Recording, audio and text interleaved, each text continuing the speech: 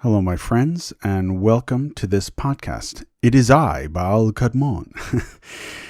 It's been a while. I'm so happy to be back to recording. I've been writing, and working on the Kabbalah course, which is, just really, really a huge endeavor.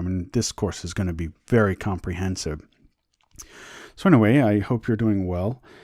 Today, I'm going to read you a chapter from my book that just came out, Tiamat Unveiled. The chapter is called Tiamat Behind the Veil. It's a very interesting chapter. It's a little speculative, but at the same time, very interesting, and there are ideas there that I would really like you to consider. Before I read this chapter, I would just like to mention that in the recording, you're going to hear a reference to please consult the PDF that came with your audio.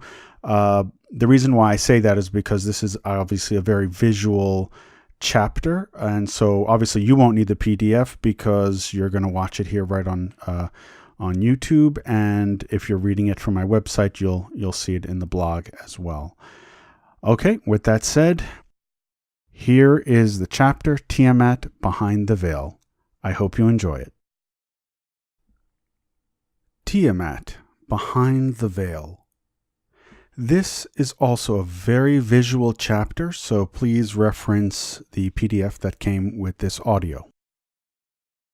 In this chapter, I'm going to take you on an interesting ride in which we look deeper at letters and numbers and how they relate to one another and to Tiamat more specifically. It is quite speculative, but I suspect it will be of great interest to you and can potentially add meaning to Tiamat and her ultimate purpose. The way we will do this is through something called Gematria.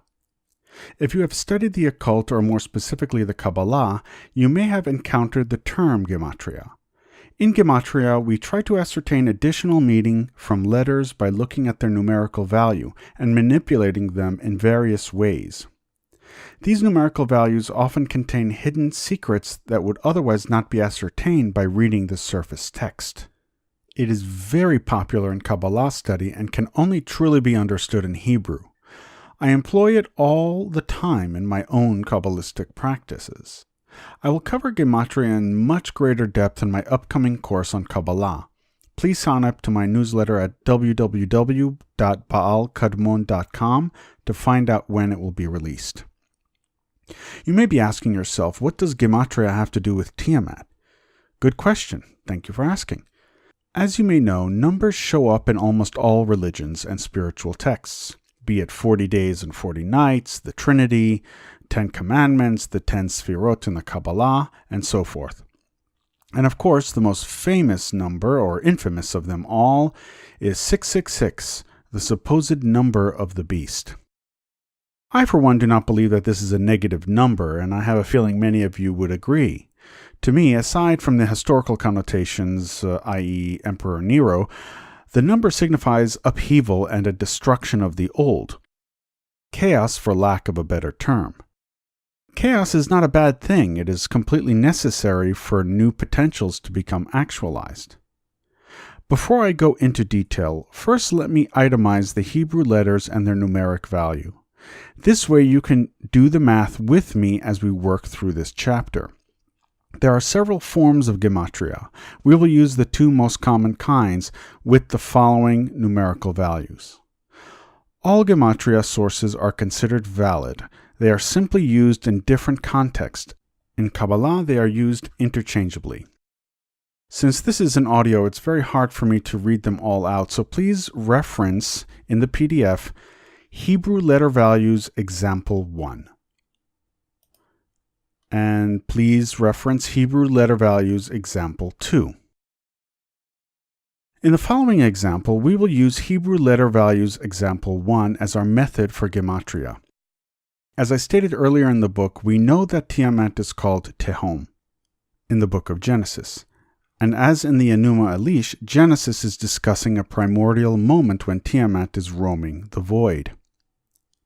An Old Testament scholar by the name of Hermann Gunkel, 1862 to 1932, spent a lot of time thinking about the book of Genesis, and the Enuma Elish especially, and he was very fascinated with Tiamat.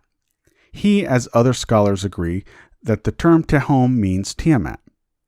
Now here is where it gets interesting. In Hebrew, there are a few ways to say ancient and primordial. One way that he used was Kadmonia, as you can see in the PDF, pronounced Kadmonia. Kadmon is the root of that word, by the way. So he wrote the term Tehom Kadmonia. This means primordial abyss or primordial deep, which, as we know, has been said to be a reference to Tiamat. Let us see why this is significant. Let's look at each letter and its numerical value and add them up. We have Taf, which is 400, He, which is 5, Vav, which is 6, Mem, which is 40, Kuf, which is 100, Daled, which is 4, Mem, which is 40, Vav, which is 6, Nun, which is 50, Yud, which is 10, He is 5. Add them all up and you get the number 666. So the term for primordial abyss is equal to 666. We also know that both Judaism and Christianity have villainized the serpent, and Christianity has assigned the great serpent the number 666. So we can see there is a correlation here. Now please note, I do not think the serpent is evil. This is all just religious propaganda. But it is still significant that this number still equals 666. That is as far as Gunkel went with Tiamat in terms of Gematria. I'm going to take it further and show you how deep this Gematriac rabbit hole can go. Since we know that through Tiamat all the universe was created, she is in many ways the very essence of creation, and in a rather direct way, the creator god herself, despite how creation transpired. Some would say she is the goddess of us all. After all, it is also through her that all other gods emerge. This fact leads me to the next Gematric journey. The term in Hebrew for your God is pronounced Elohechem. Let's look at this word in Hebrew. In the following example, we will use Hebrew letter values example 2 as our method for Gematria. Let us add up the letters of Elohechem. Aleph, which is 1, Lamed, which is 30, He, which is 5, Yud, which is 10, Chaf, which is 20, and Mem Sofit, which is 600. When you add them up, you get 666. So now we have primordial deep or abyss, which is Tiamat, and your God, and it can also be referenced as your gods, both equaling 666. If you strip the religious propaganda away, we can see that perhaps there is something going on here. However, I'm not done yet. I have 3 more things I would like to mention. As we have seen, Tiamat is often referred to as a serpent and or dragon. Since we see a correlation with 666, we will use the common form of snake, since according to some religionists, the snake in the Garden of Eden and the beast of 666 are one and the same being. We also find Leviathan and Rahab of the previous chapters referred to as serpent. Let us take a look at the word serpent in Hebrew, pronounced Nachash, and what it means in Gematria. We have Nun Chet Shin. We will use Hebrew letter values example 1 for this example. Nun is 50, Chet is 8, Shin is 300. Now let's add them up and we get 358.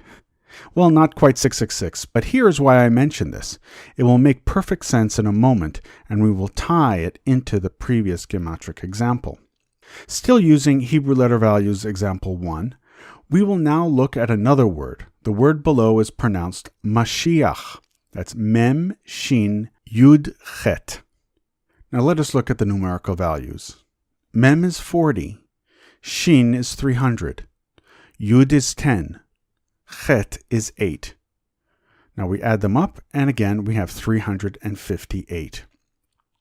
The word above in Hebrew means Messiah. Yes, you read that right.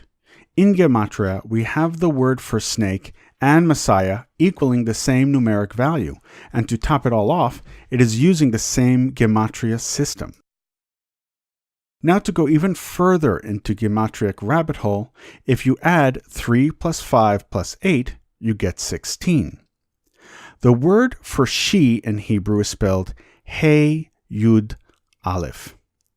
He is 5, Yud is 10, Aleph is 1. Add it up, and it equals 16. So snake and Messiah perhaps point to a feminine aspect. Tiamat maybe. So here's where I'm going with this. In the first two examples, we find that the primordial abyss, that is Tiamat, and the term your God both equal 666. We know that through her all exists. She is the goddess of the universe, so the two perhaps are related. Tiamat is our creator. Tiamat is your God. Now we know that 666 and Tiamat are associated with the serpent. We find that the word for serpent numerically equals 358. We also find that the term for Savior or Messiah is also 358.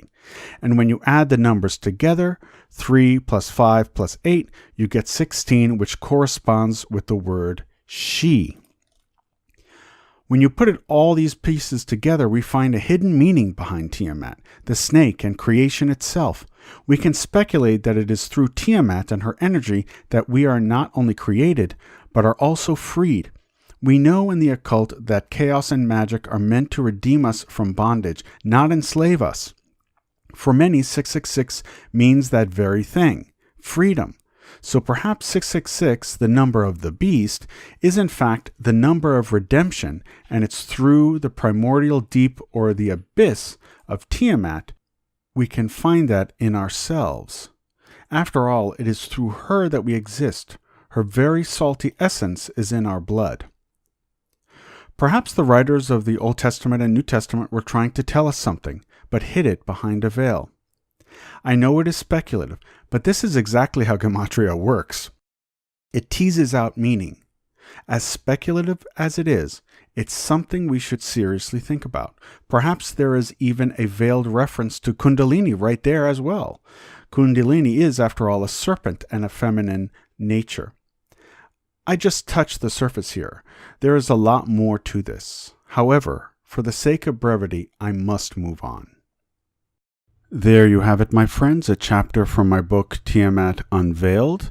I hope you enjoy it. A little update. I'm currently working on a few different things, including a meditation course and the Kabbalah course. It's taking up a lot of time, and I might release a book or two in between. Again, thank you for listening and or watching this podcast. I will speak to you soon. So mote it be.